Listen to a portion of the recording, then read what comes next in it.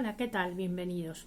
Hoy, esta es la última sesión de la serie que tenemos de las pequeñas historias del Tarot Rider-Waite-Smith. Vamos a contar una historia muy sencillita, o varias, mejor dicho, relacionadas con la carta de la justicia. Como digo, esta es la última de la serie y a partir del próximo vídeo pues vamos a seguir combinando historia, simbología, cosas prácticas. El próximo vídeo sigue centrado en el Tarot Rider-Waite-Smith, pero vamos a ver un tema de simbología, en concreto la simbología del agua en los arcanos mayores. Y bueno, pero en este tema de pequeñas historias relacionadas con el Tarot Rider-Waite-Smith, esta es la última de la serie. Como digo, vamos a enfocarnos en la carta de la justicia y en un par de pequeños detalles acerca de ella.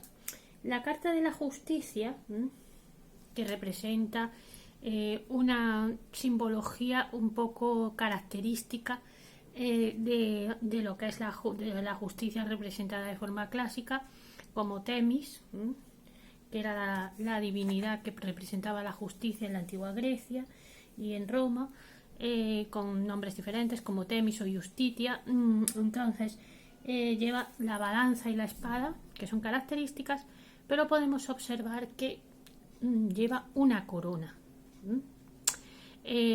La corona nos indica la soberanía de la justicia, evidentemente, pero no es una corona escogida al azar, ni siquiera es una corona que se parezca exactamente a las demás coronas que podemos ver en el Tarot Rider-Waite, por ejemplo, en el emperador, o por ejemplo en los reyes o en las reinas. Es una corona con una forma muy clara, que es lo que llamamos una corona mural. ¿Qué es una corona mural? En la antigua Roma las coronas no estaban vinculadas a la realeza, porque los romanos, recordemos, no tenían reyes. De hecho, aborrecían la idea de los reyes. Tuvieron un rey al que acabaron, destronando y matando por sus abusos. Luego se asimilaron la forma, digamos, entre comillas, republicana, con un senado, y uno de los motivos por los que se asesinó a Julio César es porque se sospechaba que quería ser rey. Luego llegó el imperio, llegaron los emperadores, que a todos los efectos eran como reyes, pero que muy inteligentemente evitaban la palabra rey. O sea, se denominaban césares, emperadores. Por ejemplo, Augusto se denominó, que fue el primero, entre comillas, que fue emperador, aunque todavía no usaba ese nombre, pero se llamó a sí mismo princeps, primero entre ciudadanos, que es de donde viene nuestra palabra príncipe. Pero curioso observar que en ningún momento se usa la palabra rey. ¿Por qué? Porque la idea de la realeza era aborrecible para los romanos, que no querían tener reyes. Los identificaban con la tiranía y con la dominación, cosa muy, muy, muy graciosa, porque muchos emperadores fueron tiranos, pero vamos, era la palabra lo que ellos no podían soportar. Y las coronas en Roma no estaban asociadas a la realeza. Las coronas eran premios que se concedían al valor. Había dos tipos de coronas, sobre todo la corona cívica y la que nos interesa aquí, la corona mural. La corona mural es una corona que se concedía al primer soldado que escalaba un muro de una ciudad y que se quería conquistar o se quería dominar, o etcétera, etcétera, ¿no? El primero que escalaba ese muro y entraba en la ciudad sitiada era premiado por su valor con este tipo de corona, que si os fijáis, ¿a qué nos recuerda? Pues o a una muralla de las antiguas, si en vuestra ciudad hay todavía alguna muralla de los romanos o algo así, como almenas, o a una almena mismo, si la miramos así en conjunto, ¿no? Es ese tipo de corona, y ese tipo de corona luego se asimiló tanto a las coronas reales como a la heráldica. En heráldica, en los escudos, muchas ciudades son representadas por coronas murales, y muchas ciudades y regiones en el escudo de Castilla estaba, no sé si actualmente sigue, pero en el escudo de Castilla estaba, y representa, digamos, a las ciudades, regiones o países propiamente dichos como una unidad de civilización, es decir, como la propia ciudad defendida por sus muros o rodeada por sus muros.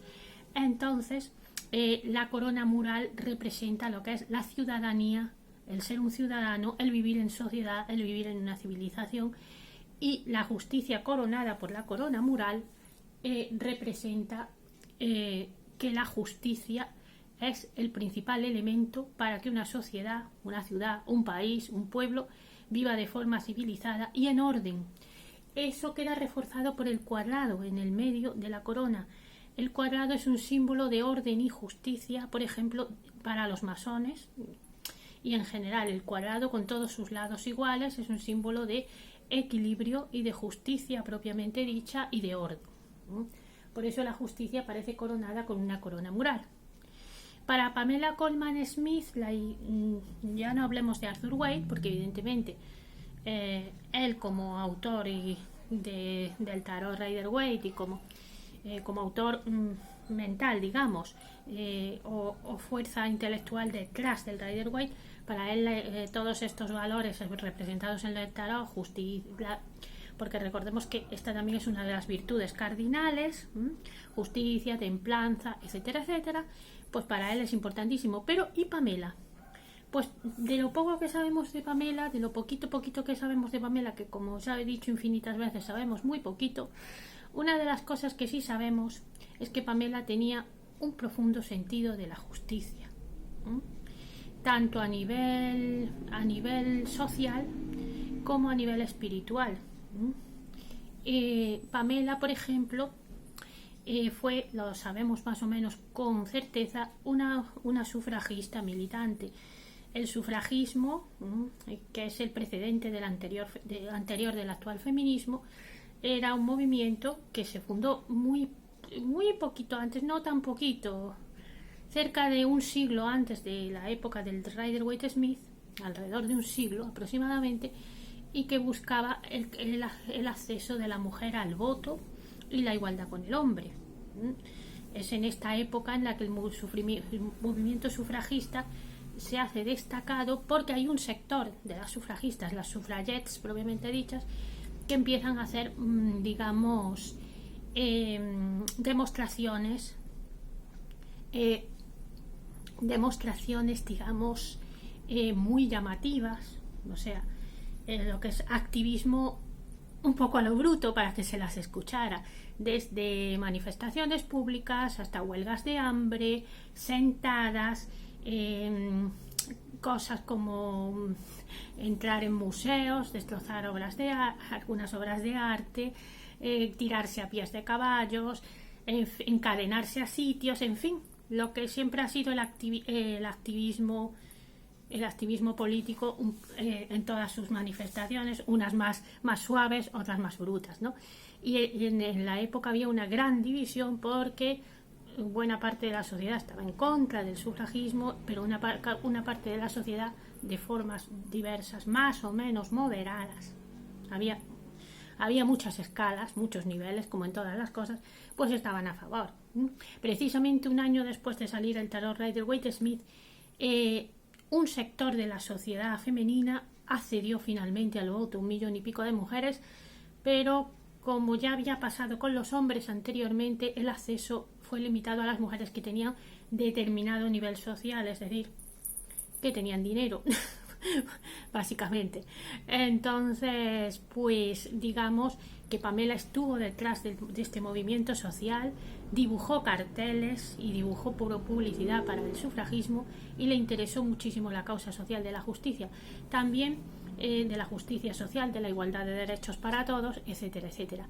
También, digamos, fue muy demostrativo de su sentido de la justicia el hecho del lema que escogió para entrar en la Golden Dawn. La Golden Dawn es la sociedad esotérica, digamos, que está detrás del tarot Rider-Waite-Smith, en el sentido de que se fue su libro T,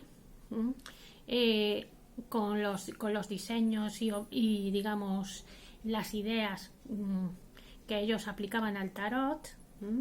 De hecho, una de los requisitos para entrar a la Golden Dawn era colorear un tarot, un diseño de tarot.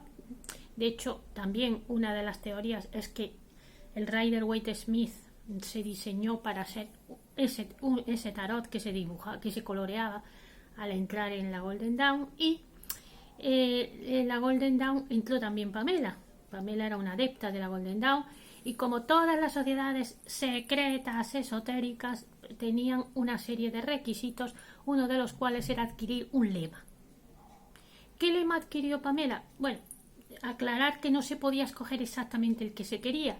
Había como una lista de lemas en latín, que eran normalmente frases ya conocidas o frases ya hechas. Y por poneros un ejemplo, Constance Wilde, esposa de Oscar Wilde, escogió una que tristemente le fue muy apropiada porque su mujer sufrió muchísimo, que era Qui patitur vincit, el que padece vence, o el que sufre vence. ¿Y cuál escogió Pamela? Pues Pamela escogió Quod tibi id Alice, que es la mitad de un lema que todos conocemos cuando lo traducimos al español. Es la famosa regla de oro que está presente en prácticamente todas las religiones, que es no hagas a otros lo que no quieras que te hagan a ti. La famosa Golden Rule o regla de oro.